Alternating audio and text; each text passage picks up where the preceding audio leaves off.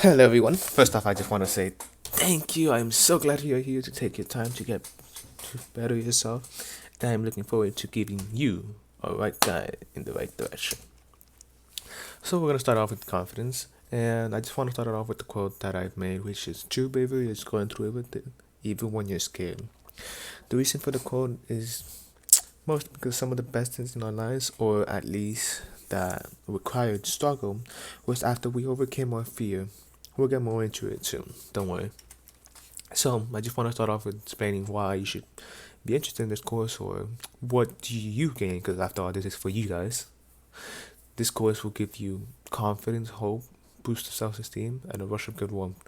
But overall, what I want you guys to all understand is that this course does not work unless you do something with it. The idea of it is to give you a sense of motivation. Because the reality is that you guys are already amazing. You guys are awesome. And you just need to show the world that. And you just have to go out there and show them what you can do rather than keeping it for yourself. We want the whole world to know what you can do. You want everybody else to see that you are awesome. Because I know every single one of you are capable of something. And as for who can this apply to, I was thinking anyone from at least like a teenager, like Baby Yoda, all the way to any seniors, Master Yoda. You can go from any age you want to. And so let's get right into it. So if we're gonna start off with rejection, it is not inevitable. It can be a good thing. It can be used as a way to screen, can always help you improve, and sometimes not your fault. Or most of the time, it's not your fault. What I mean by all this is that, for starters, rejection is not inevitable. So you cannot always be successful. You can't. All those people that tell you, oh, they've always succeeded in their life, they never had a struggle. That is completely untrue. It's unrealistic. There's always struggle. There's always rejection. There's always something. In fact, why would you want to live a life with no struggle or rejection? That means you just get everything like a spoiled brat. You want you want to be able to overcome it. You want to be strong. You want to grow from it. Rejection can be a good thing in the sense that it's also a way to screen. What does that mean? For example, I am talking to a girl, right? And I ask her, hey, do you like Rick and Morty? And she's like, oh, no, that show is disgusting. And then she just leaves. That's a type of rejection. But then let's say I keep saying that line to every single girl. I keep getting rejected. Until finally I find that one girl, oh my god, you like Rick and Morty too? Oh, yes, I love it. And then you start connecting. See? But if you had not gotten rejected, you would have gotten with the girl that doesn't like Rick and Morty, or let's say doesn't share the same interest as you. But since you've been getting rejected, you eventually found yourself with the person that had the same interest as you. And rejection can always be used as a way to improve. The way you do this is, I feel it's more of like failure, but it's not necessarily failure. Failure is when you give up. The way it works is, for example, you just start off, you just came out of a strong relationship and you're going off to talk, right? You go up to a girl and you start trying to talk to her and you're all shaky and nervous and you fail. You just reject her and she just leaves, right? How can you improve that? Well, next time don't be so nervous. Be more confident. Talk to yourself more. Prove to yourself that you have the value because you're already amazing as you are. Just prove it to yourself. And sometimes it's not your fault. What does that mean? Is, let's say I got rejected from a girl. Actually, I'll use an example. So there was this girl who I got really close with, and I asked her out. She rejected me. She said no, and I was wondering why. And I assumed it was my fault, but then it turns out that she was just not ready at the time. It just wasn't the right time. She was very interested in me, but it wasn't the right time. So I asked her out later on. I also got rejected. It was still not the right time, and she was still getting to know me more. And I asked her out for a third time, and then she finally said yes. But the idea is not to be persistent, but it's more like to know that it's not always your fault. It's probably something you can't control, and you should just always respect people's boundaries. Now, understanding your own failures. How does that work? I'm gonna give you an example of when I was in class, my environmental science class. There's this girl I was talking to that I just sat next to, and we talked, and we seemed like we had great chemistry. We were connecting, and it was great. Until one day she decided to decided that we should sit together and work together, and that was great. We were working together, passing like crazy, straight A's. And then one day she just kind of distanced herself. She switched sheets and just surrounded herself with other people. There's nothing I could do about it, so I just decided to make a new friend. The more or less is just to move on. Don't look back, just fail and move on. Okay? The confidence to say no. This is something that everyone should learn to take to heart, as it is very important that you're allowed to say no. The reason I have this up is because some people are very nice and kind and think that they can't say no. There's nothing wrong with saying no. In fact, it is better to say no than not say anything at all. But at the same time, you want to say no to the things you mean. Because if you don't say no because you're scared of being selfish, evil, harmful, it's not true. It just means you have enough respect for yourself that you won't tolerate this, making you extremely confident and not to mention attractive. So don't be afraid to say no. Always be comfortable with saying no for the things that really matter to you. And then say yes if you really want to. Like, just be true to yourself. And some reality check. Some rejections will hurt. No one is immune to them. Just go bounce back and try again, which would be the easiest thing to say. But the easiest way I would say to handle rejection or to grow is to work on something new. So for me, the way it was is when let's say I got rejected from this girl because I was, let's say, too creepy, because I was just very nervous and I kept asking the same thing over and over again. I got rejected. So what did I do? What I did was basically I started to learn origami. And the idea of learning origami was so that if I ever found a girl that I wanted to give a gift to, I could give her a little origami. I don't know. I'm a hopeless romantic, but aside from that, that was the idea of it. And then after a rejection, I started working on something new. So maybe I started writing more. Maybe I did something to the point that I got to this course and I wanted to make it, because for every failure, something good comes. At least that's how I like to see the world as. I want to build myself to the point that I'm a jack of all trades and I'm happy with all the things that I've learned. Now, something we're going to go very deeply into is demographics. First and foremost, you should always be aware of your surroundings and see where you are. Different places have different determinations of confidence. For example, let's say you're at a club or a frat party. What does that mean? How are you exactly confident in a place like that? Well, for starters, by partying very hard or by dancing a lot and being cool to other people, that's how you would be cool or confident in their eyes. But let's say at salsa dancing, you can't do the same things you do over there. There, you gotta be able to dance well, be able to talk to them while dancing. It's different. And then last, a professional businessman. How are you confident a professional businessman? By going up there and giving the speech clearly and effectively, letting the people know that you are confident in yourself and your business. Not going up and dancing and then circle jerking. Oh, that's not confident for them. Confidence is the ability to determine your own value and give it out to the world in the business world. Now, where does confidence come from?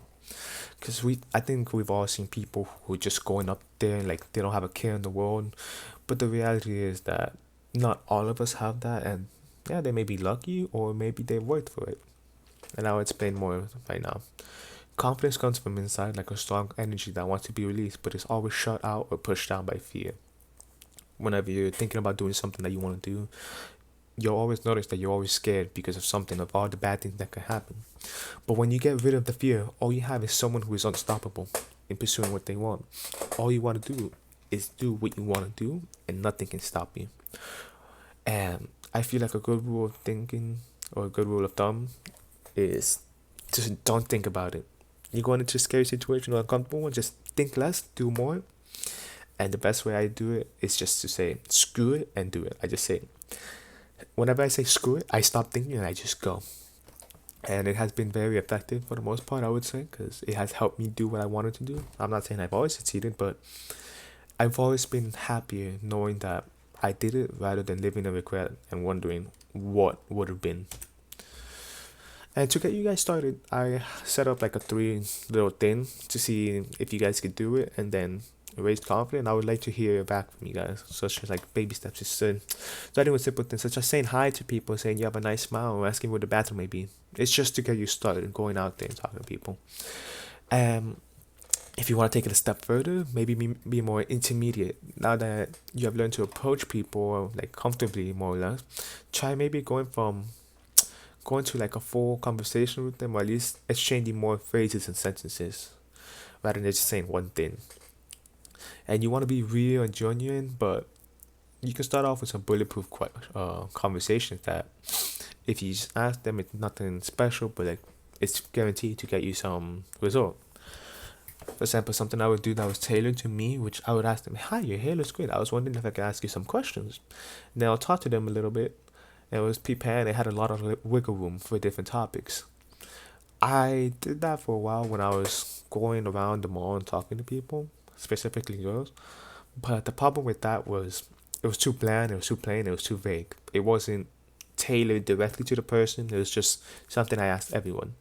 You always want to be genuine and real. So now let's go advance. Once you become more confident in yourself, you can have access to more opportunities. So I would say try out new events such as kickboxing, yoga, or something like that. Because if you go this way, you're more likely to interact with others and make great friends. And if there's ever a chance you want to do something that makes you a little scared to do, like for example karaoke or volunteering to be on stage, anything that gets you out of your comfort zone, do it. As it'll be your ultimate confidence and it'll grow you the most. Like for me, when I was, I believe, like 13 years old, I was given an opportunity to go to Washington with three random people and two counselors. I was terrified because you're telling me I have to be alone with three random people, go to another state. Oh, I was terrified. But I would say that was like the waking call of my life, because when I went there, everything changed for me and how I see the world. Then I started talking to me people, making friends. Obviously, it wasn't like immediately. It was after realizing I didn't have any friends and I should really talk to someone. It was more of being scared that I talked to someone, that I forced myself to talk to someone. And then came this event, a karaoke for all, like, we would call it the college streamers. So it's a karaoke event for the college streamers. And I'll never forget what this one girl said. One of the girls that was in the three random groups with me, she said, "I really want to karaoke. I said, it's my dream to be a singer." And so I said, "Well, go for it. If it's your dream to be a singer, go sing." What are you kidding me? Not in front of all these people. And I don't know why, but that lit a fire in me. It made me realize people would rather sacrifice their dreams if it means not getting embarrassed, failing, or having to do something uncomfortable. And then that's when I decided, you know what? I'm gonna karaoke. I don't know why. I don't know why I decided to do it, but I went to one of the counselors and asked her if she could do karaoke with me. She said, "Yeah, sure." And we wait. I'm getting scared, anxious, because I have to sing in front of all these people. Until it's the last song and there's already a guy. And then my counselor pushes me to go. And I go, I grab the mic. And it's this big, huge guy. He's looking at me and he goes, "Hey, you know this song, right? You better sing good." And I'm just there, 13 years old, looking at him like a 20-year-old muscular buff guy. I'm just like, I'm all scared. And the song we had to sing was not an easy one. It was "Treasure" by Bruno Mars. So I was terrified. And once the song starts rolling, I'm just looking at the screen saying, "Treasure." I'm just following the lyrics.